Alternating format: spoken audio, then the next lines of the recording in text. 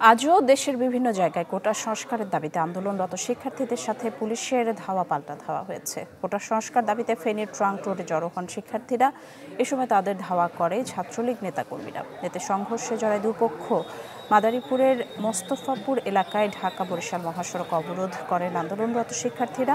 পরে পুলিশ বাধা দিলেও ধাওয়া পাল্টা ধাওয়া হয়। শরীয়তপুরের জাজিরায় দুপক্ষের মধ্যে ধাওয়া পাল্টা ধাওয়া হয়েছে। আন্দোলনরত শিক্ষার্থীদের সাথে সংঘর্ষ হয়েছে ব্রাহ্মণবাড়িয়ায়। বরিশালে মহাসড়ক অবরোধ করে বিক্ষোভ করছেন শিক্ষার্থীরা। গাজীপুরে জেলা প্রশাসক কার্যালয়ের সামনে অবস্থান করে বিক্ষোভ করছেন কোটা বিরোধীরা।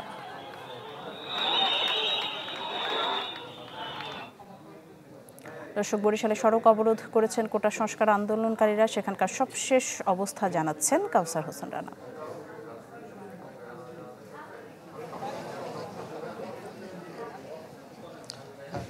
সরকারি চাকরিতে কোটা সংস্কারের দাবিতে গত কয়েকদিন ধরে যে আন্দোলন চলছে তারই ধারাবাহিকতায় বরিশালের নতুল্লাবাদ সড়ক অবরোধ করেছে বরিশালের সরকারি বিএম কলেজের শিক্ষার্থীরা।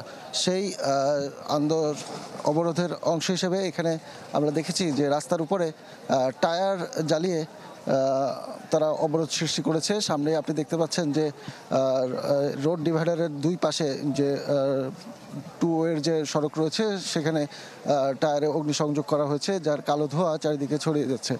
এবং টার্মিনালের ঠিক সামনের অংশে কলেজের যে শিক্ষার্থী তারা সেখানে বসে পড়ে অবস্থান নিয়েছে এবং কোটা সংস্কারের দাবিতে বিভিন্ন স্লোগান দিচ্ছে তারা।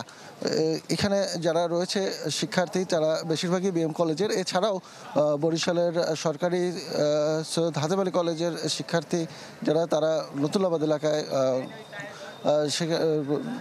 চৌমাথা এলাকায় সেখানেও শিক্ষার্থীরা অবরোধ সৃষ্টি করেছে। পাশাপাশি বরিশাল ঢাকা মহাসড়কের গড়িয়ারপাড় মাধবপাশা এলাকায় রহমতপুর এলাকায় এবং ইসলাদি এলাকায় শিক্ষার্থীরা অবরোধের সৃষ্টি করেছে এবং এর ফলে এসব জায়গায় যানবাহন আটকা পড়ে রয়েছে। আপনারা দেখতে পাচ্ছেন যে বিক্ষোভরত শিক্ষার্থীরা সড়কের বিভিন্ন অংশে তারা অবস্থান নিয়েছে এবং এর ফলে যানবাহন আটকে যাওয়ার ফলে সাধারণ যাত্রী যারা রয়েছেন, মানুষজন যারা রয়েছেন নির্ধারিত গন্তব্যে তাদের যাওয়ার লক্ষ্যে যারা বেরিয়েছিলেন তারা কিন্তু দুর্ভোগের শিকার হচ্ছে।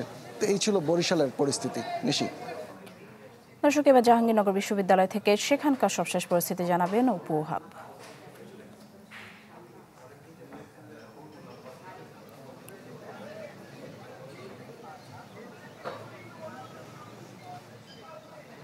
নিশি, জাহাঙ্গীরনগর বিশ্ববিদ্যালয়ে আজকে কিন্তু সকাল 10টায় জরুরি সিন্ডিকেট সভা হয়। কারণ আপনি জানেন যে 73 অ্যাক্ট অনুসারে জাহাঙ্গীরনগর বিশ্ববিদ্যালয় চলে।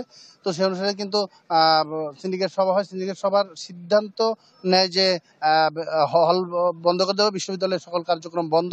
এবং এজন্য কিন্তু বিশ্ববিদ্যালয় প্রশাসন সেভাবে ব্যবস্থা নিয়ে যখনই শিক্ষার্থীরা জানতে পারে যে বিশ্ববিদ্যালয় বন্ধের ঘোষণা দিয়েছে, তাৎক্ষণিকভাবে কিন্তু শিক্ষার্থীরা আন্দোলনে বিক্ষোভে ফেটে পড়ে। এই মুহূর্তে বিশ্ববিদ্যালয়ের শিক্ষার্থী এবং পুলিশ কিন্তু মুখোমুখি। আমি এই যে পাশে দাঁড়িয়েছিলাম এই পাশটা হচ্ছে পুলিশের অবস্থান এবং অপর পাশটিতে কিন্তু শিক্ষার্থীদের অবস্থান।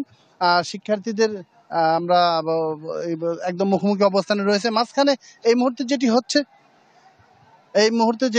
চলছে একদম মাঝখানে শিক্ষার্থীদের পক্ষ থেকে 5 জন আর পুলিশের উচ্চ পর্যায়ের 5 জন কর্মকর্তা তারা এখানে এসেছেন এবং মাঝখানে কিন্তু আলোচনা করছেন। এরপরেই মূলত শিক্ষার্থীদের অবস্থান। তো এখানে আলোচনা করছেন, দুই পক্ষ আলোচনা করছেন, কিন্তু উপাচার্য সহ অন্যরা কিন্তু প্রশাসনিক ভবনে যে সিন্ডিকেট সভা করছিল সেখানে